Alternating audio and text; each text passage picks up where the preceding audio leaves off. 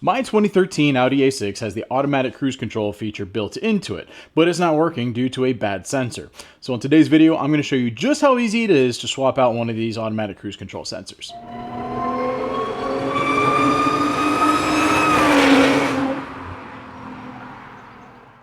Welcome back to Garage Taught, everybody. My name is Cameron, and this is a DIY video on swapping out one of your automatic cruise control sensors on your C7 Audi A6, A7, S6, S7, RS6, etc., etc. If you have another Audi with one of these cruise control sensors, you might be able to use this video to knock it out as well. It should be fairly similar because that's what Audi does. But in any case, it's really simple. The only tool you need, you're going to need an 8mm socket with a little bit of an extension, and you're going to need some kind of pliers, and I'll show you why later, but it should be pretty simple. So in any case, I'm going to get the camera set up and show you guys what we're doing. Okay, we're here at the front of the car. We've got the cover over the sensor, and I'm probably going to call this a fog light cover because that's what it looks like. This thing looks like a fog light, so bear with me. But to get these out, it's pretty much the same as every other Volkswagen Audi fog light cover that you're going to find. There might be a screw hidden somewhere in an OEM bumper setup. I've got the Auto Performance RS6 conversion bumper, so I don't have a screw here.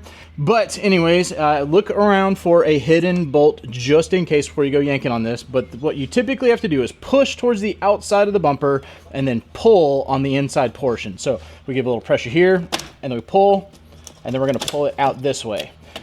And I've got the cover out. Now I have access to the actual cruise control sensor, and there's 3 8mm bolts that surround the bracket that holds it to the actual bumper. So I'm going to go ahead and remove those.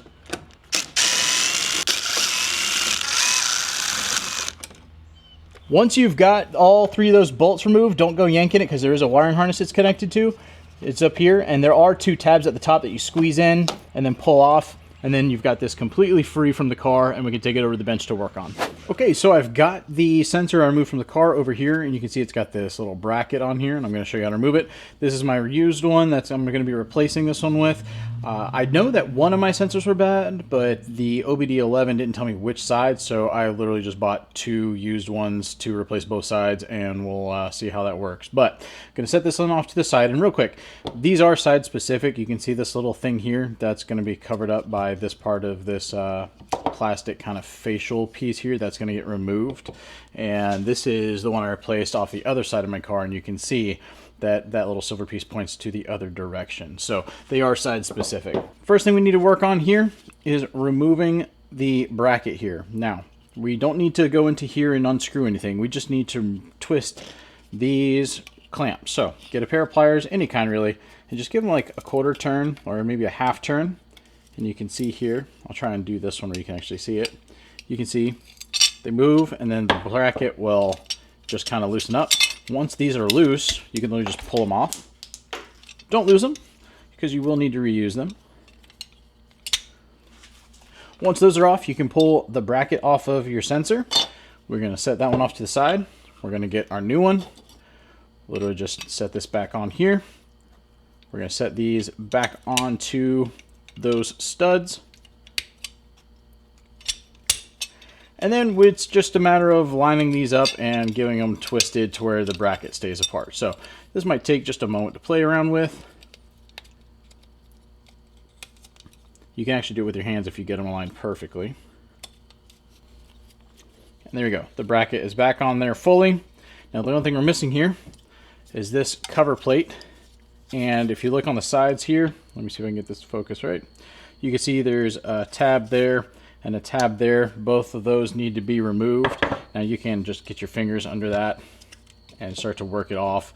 And this should pop off pretty easily. It's going to be held on by probably a lot of dirt and debris from years of use.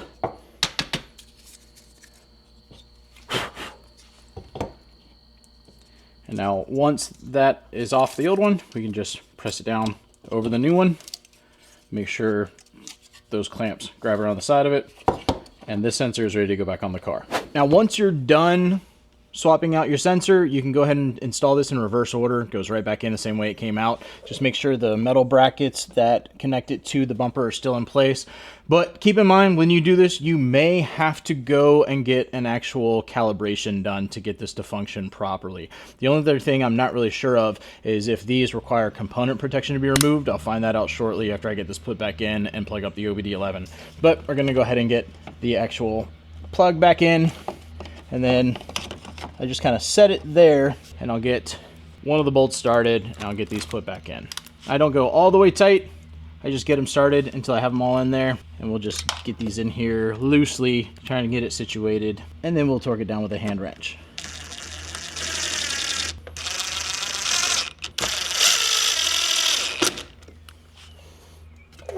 And once that's in there, you can reinstall your cover. It just goes in reverse order as well. Get these put in on that end first, and then just give it a nice tap. Make sure it's good and secure. And that's it. All right, guys, that's a pretty easy DIY. I will say I do have to have component protection removed. So if you're doing this job, go ahead and plan on having that done and get an appointment made. I'm also gonna have to have a calibration. I can see those codes on my Audi A7 app as well. But in any case, really simple DIY. If you have any questions about it, leave them in the comments below. Please like and subscribe to the channel because we got some really exciting stuff concerning the Audi coming your way this year. Plus, we got a lot of really good content about the 4OT and some other stuff coming your way, even about the Volkswagen CC I've got. So, thanks for joining me, and we'll see you guys on the next video from Garage Tot.